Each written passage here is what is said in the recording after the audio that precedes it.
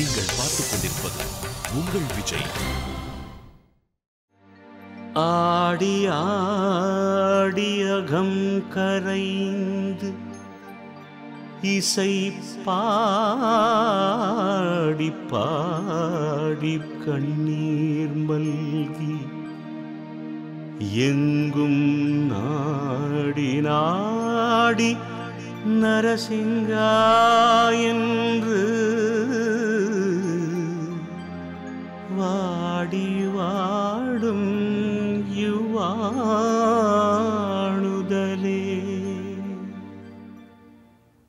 திரிவேணி சங்கமம், திருமுக்கூடல் என்னும் திவ்யக்ஷேத்திரம், பத்மகிரி.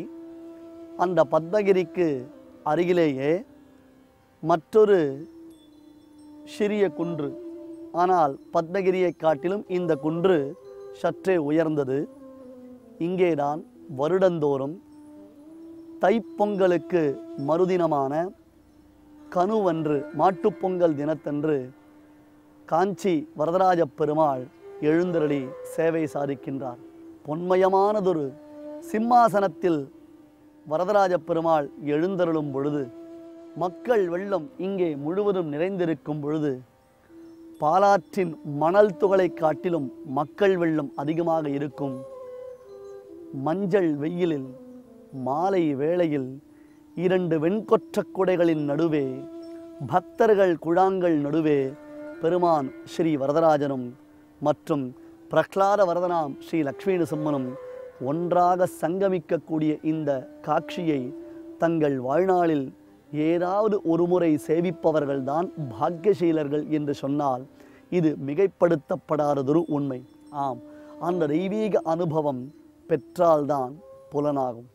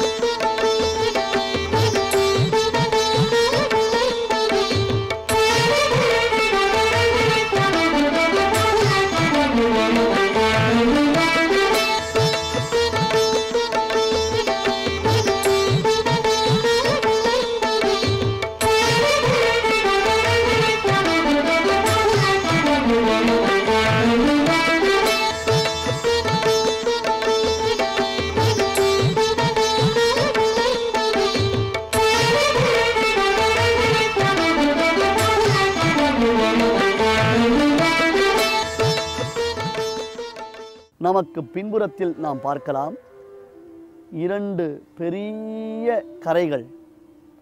இந்த பக்கத்திலிருந்து அந்த பக்கத்திற்கு செல்வதற்கு சுமார் 1.5 அல்லது 2 கிலோமீட்டர் தொலைவு அகன்று பறந்து விரிந்திருக்கக்கூடிய க்ஷீர நதி எனப்படக்கூடிய பாலாறு. அதன் பின்னர் அந்த மூலையிலிருந்து பாகு நதியான செய்யார் வருகின்றது.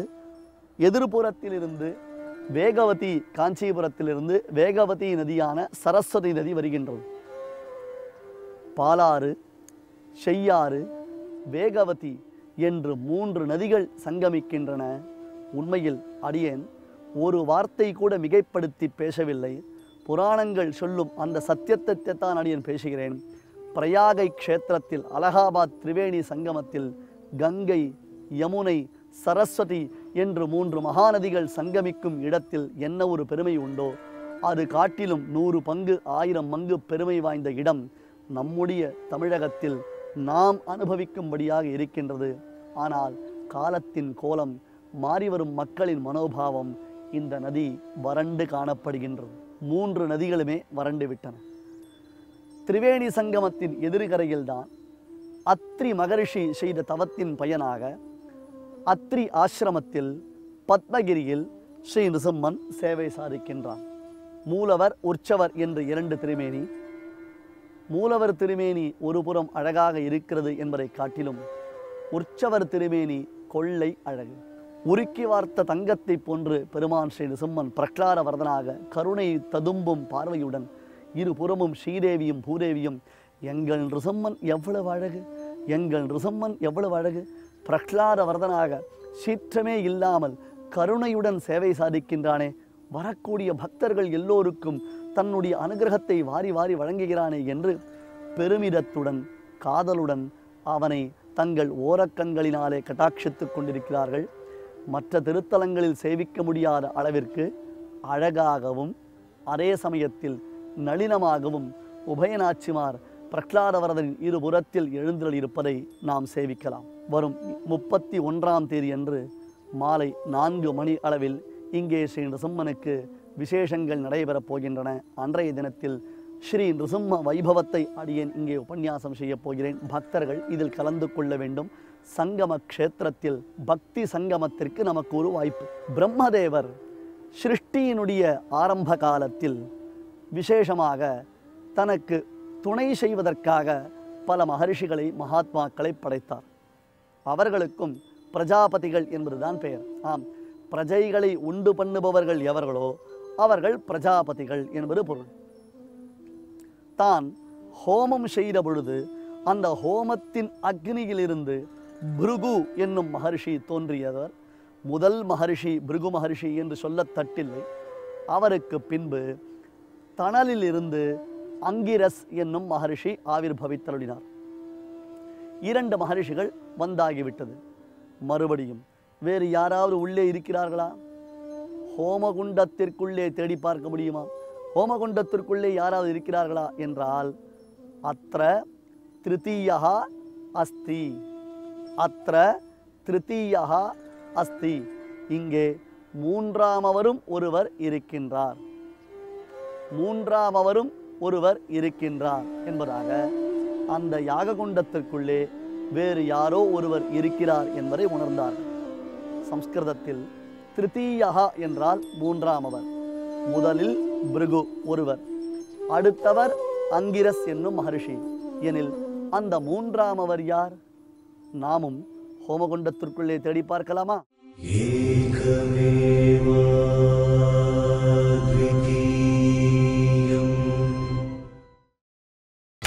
நீங்கள் பார்த்துக் கொண்டிருப்பது உங்கள் விஜய். இது படைக்கும் காலத்தின் ஆதி அல்லவோ? அதனால் அடுத்து யார் வரப்போகிறார்கள், யார் வரப்போகிறார்கள் என்னும் ஆவல் எல்லோருக்குமே இருந்தது. ஆகையால் யாககுண்டத்தை மேலும் மேலும் நாம் தேடி பார்க்கலாம் என்பதாகத்தான் நிச்சயித்தார்கள். அப்படித்தான் முதலில் பிருகு மகர்ஷி ஒளி பருந்தியவராக, அக்னியின் தோழனாக, ஏன் அக்னியே வடிவெடுத்து வந்தவராக ஆவிர்பவித்தருளினார். அதற்கு அடுத்த மகர்ஷியாக அங்கிரஸ் என்னும் மகர்ஷி ஆவிர்பவித்தருளினார். 3ஆவதாக யாராவது 3ஆவது இருக்கிறார்களா என்றால் சம்ஸ்கிருதத்தில் திருத்தீயா என்றால் 3ஆமவர் என்பது பொருள். திருத்தீயா அத்ர அஸ்தி, அத்ர இந்த யாககுண்டத்தில் 3ஆமவர் ஒருவர் இருக்கிறார். அப்படியா? பார்த்தால் தெரியுமா? தேடி பாருங்களேன், அவர் வெளியே வரலாமே என்றவுடன் அங்கே அந்த இடத்தை தேடி பார்த்தவுடன் 3ஆமவர் பிறந்தார். அத்ர திருத்தீயா அஸ்தி என்பது அப்படியே சுருங்கி, எப்படி ஜீயர்புரம் என்பது சுருங்கி ஸ்ரீவரம் என்று மாறிவிட்டதோ அதுபோன்று தான் அத்ர திருத்தீயா என்பது சுருங்கி சுருங்கி அத்ரி என்று வழங்கப்பட ஆரம்பித்தது. இதுதான் அத்ரி மகர்ஷியினுடைய அவதாரத்தின் பெருமை. அந்த அத்ரி மகர்ஷி தானே இந்த திவ்ய திருத்தலத்தில் எம்பெருமான் ஸ்ரீ நிருசிம்மனை சாட்சாத்கரித்தார். அத்ரியின் தபோவனம், அத்ரியின் ஆசிரமம் அமைந்த இடத்தைத்தான் நாம் இங்கே கீழே பார்க்கலாம். அத்ரி புஷ்கரணி என்னும் புஷ்கரணி, அழகிய புஷ்கரணி, ஒரு கால விசேஷத்தில் பூரணமாக தீர்த்த சமிருத்தியுடன் இருந்தது. இப்பொழுது நம் மனங்களைப் போன்று அதுவும் வறண்டு விட்டது.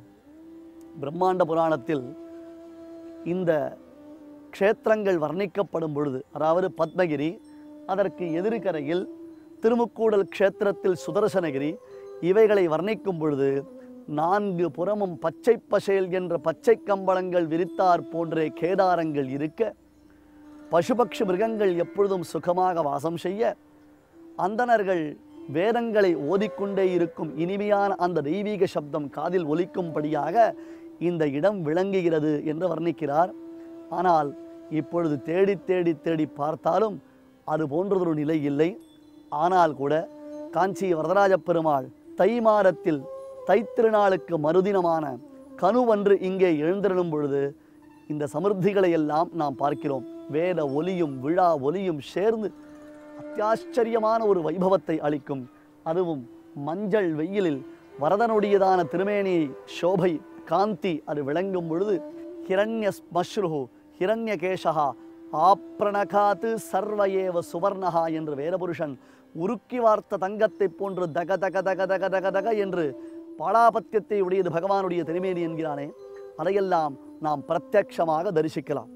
அത്ര திருத்தீயா அஸ்தி என்பதினால் அத்ரி என்பது அவருக்கு திருநாமமாயிற்று. சரி, இந்த அத்ரி என்பதை வேறு விதமாகவும் நாம் பார்க்கலாம். அதாவது ந த்ரி, மூன்றாவது இல்லை, மூன்றாவது இல்லை, ந த்ரி, ந திருத்தீயா அத்ரி. ந என்பது நெகட்டிவ், நிஷேதம், இல்லை, மூன்றாமவர் மட்டும் இல்லை, நான்காமவரும் ஒருவர் அவதரிக்கலாம், நான்காமவர் ஒருவரும் இங்கே இருக்கலாம் என்றவுடன், அப்படியா சுவாமி, என்ன ஆச்சரியம், யாககுண்டத்திலிருந்து ஒவ்வொரு மகர்ஷியாக ஆவிர்பவிக்கின்றார்களே, ஓஹோ, இதில் நான்காமவர் இருக்கிறாரா, தேடி பாருங்களேன். தேடி பார்த்தால் தெரியவில்லை. சரி, அப்பொழுது நீங்கள் தோண்டி பாருங்களேன் என்றவுடன் அவர்கள் தோண்டி பார்த்தார்களாம். யாககுண்டத்தில் இருக்கும் அந்த திரவியங்களை எல்லாம் கிளறி பார்த்து தோண்டி பார்த்த பொழுது நான்காமவர் ஆவிர்பவித்தார். அவர் தோண்டியதினால், சம்ஸ்கிருதத்தில் கனனம், கனனம் என்றால் தோண்டுவது என்பது பொருள். கனனம், தோண்டி எடுத்ததினால் அவர் விகனசர் என்று பெயர் பெற்றார். விகனசர் என்று பெயர் பெற்றார்.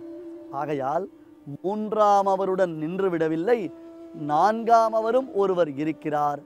அவர் விகனசர், தோண்டி எடுக்கப்பட்டதினாலே என்ற காரணத்தினாலே அத்ரி என்ற திருநாமம் இவருக்கு உண்டானதாக வேதத்தில் ஒரு கதை வருகின்றது. பகவான் ஸ்ரீ மகாவிஷ்ணு தன்னுடைய படைத்தளபதியாக விஸ்வக்சேனரான நித்யசூரியை தான் நியமித்து வைத்திருப்பதைப் போல அவருடைய அம்சபூதமாக விகனசர் என்னும் மகாபுருஷரை தோற்றுவித்ததாக வைகானச குரு பரம்பரைகள் கூறுகின்றன. சுவாமி ஸ்ரீ வேதாந்த தேசிகன் சரணாகதி தீபிகா என்னும் ஸ்தோத்திர கிரந்தத்தை அருளி செய்திருக்கிறார். சரணாகதி தீபிகா, தீப பிரகாசன் என்னும் எம்பெருமான் சுவாமி ஸ்ரீ வேதாந்த தேசிகன் அவதாரம் செய்த தூப்புல் என்னும் அக்ரஹாரத்தில் பெருமான் தீப பிரகாசனாக சேவை சாதிக்கின்றான். அத்தியாச்சரியமான ஓர் திவ்ய க்ஷேத்திரம். 108 வைணவ திருத்தலங்களில் இந்த திருத்தலமும் ஒன்று. தொண்டை மண்டலத்தில் மிகவும் பிரசித்தமானது. அப்பெருமான் விஷயமாக சுவாமி தேசிகன் சரணாகதி தீபிகா என்னும் ஸ்தோத்திரத்தை அருளி செய்திருக்கிறார். அதில் கூறுகிறார், என்னப்பனே, தீப ஜோதிஸ் வடிவனான எம்பெருமானே, உன்னை 2 விதமாக பெரியோர்கள் ஆராதிக்கின்றார்கள். அந்த இரண்டுமே பகவத் சாஸ்திரங்கள் என்னும் பெருமை பெற்றிருக்கின்றன. ஒன்று பாஞ்சராத்திரம் என்னும் ஆகம விசேஷம். அந்த பாஞ்சராத்திரம் என்னும் ஆகமத்தை சாட்சாத் நாராயணனான நீயே 5 இரவுகளில் மகர்ஷிகளுக்கு உபதேசம் செய்தருளினாய். ஆகையால் பாஞ்சராத்திர ஆகமத்தினால் உன்னை ஆராதிப்பதினால் உனக்கு பெருமை உண்டாகிறது, பிரியம் உண்டாகிறது. அதுபோன்றே உன்னிடத்திலிருந்து, உன் மனதிலிருந்து ஓர் திவ்ய புருஷரை உண்டாக்கி அவருக்கு விகனசாச்சாரியர் என்று திருநாமமிட்டு அவர் மூலமாக வைகானசம் என்னும் மற்றொரு ஆகமத்தை, பகவத் ஆராதன கிரமத்தை நீ வெளியிட்டருளினார். பாஞ்சராத்திர ஆராதனத்தினாலும் உனக்கு பிரியம், அதுபோன்றே வைகானசம் என்னும் இந்த ஆகமத்தினால் உன்னை ஆராதிப்பதினாலேயும் உனக்கு பிரியம் உண்டாகிறது. பிரபோ, உன்னை வழிபடும் வழி தெரியாமல் நாங்கள் திகைத்திருந்த பொழுது இந்த 2 ஆகமங்களையும் உலகத்திற்கு அளித்து உன்னை நாங்கள் வழிபடும் அனுகிரகத்தை, ஒரு வழிமுறையை நீ உபதேசம் செய்தாயே, என்னே உன்னுடைய கருணை என்று போற்றுகிறார். அப்படி விகனசாச்சாரியர் என்னும் மகர்ஷியினாலே நித்திய சூரியினாலே தோற்றுவிக்கப்பட்டதான பகவத் ஆராதன கிரமத்திற்கு வைகானச ஆகமம் என்பது பெயர்.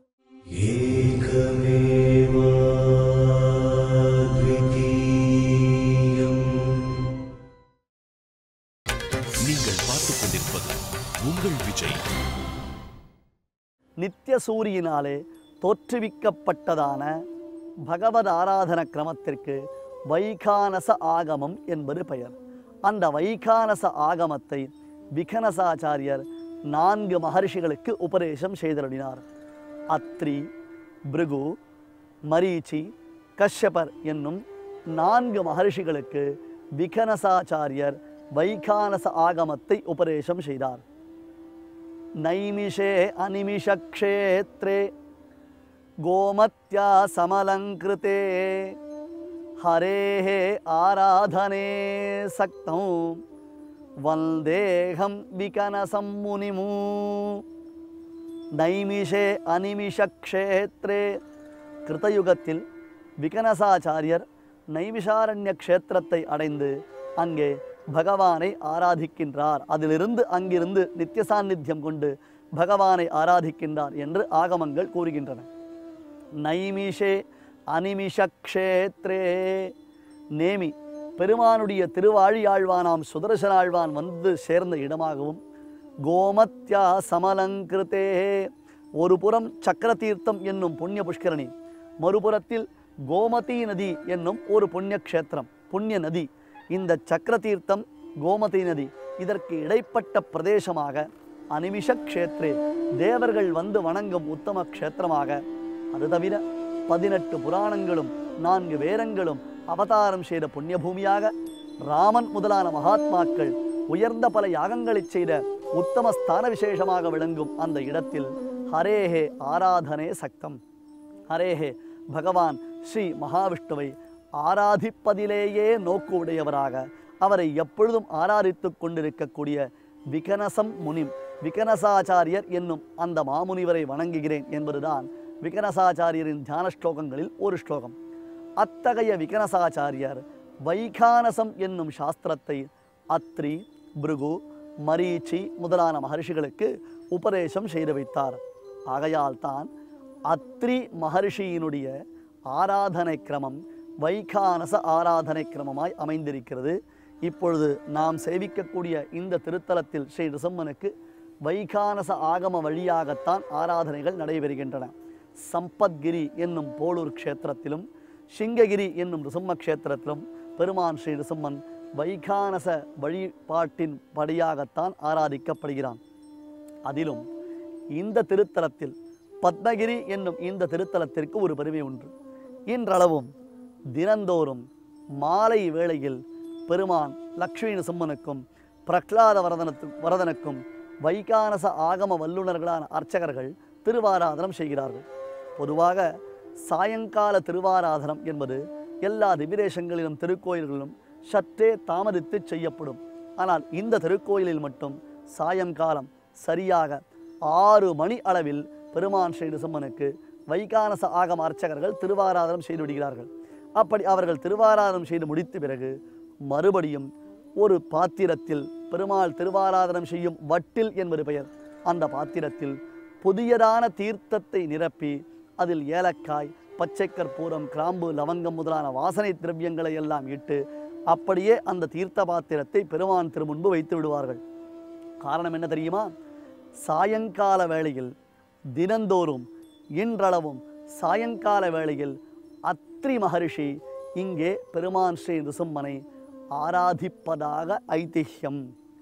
எப்பொழுது அத்ரி மகர்ஷி தவம் செய்து அவருக்கு நிருசிம்மன் பிரசன்னனாகி அது முதற்கொண்டு இங்கே கோவில் கொண்டு எழுந்தருளி இருக்கின்றானோ அன்றைய தினம் தொடங்கி இன்று வரையிலும், ஏன் நாளது வரையிலும், ஏன் கல்பகோட்டி காலம் வரையிலும், எவ்வளவு காலம் நிருசிம்மன் இங்கே எழுந்தருளி இருக்கப் போகிறானோ அது வரையிலும் அத்ரி மகரிஷி தான் சாயங்கால திருவாராதனம் செய்வதாக ஐதிஹ்யம்.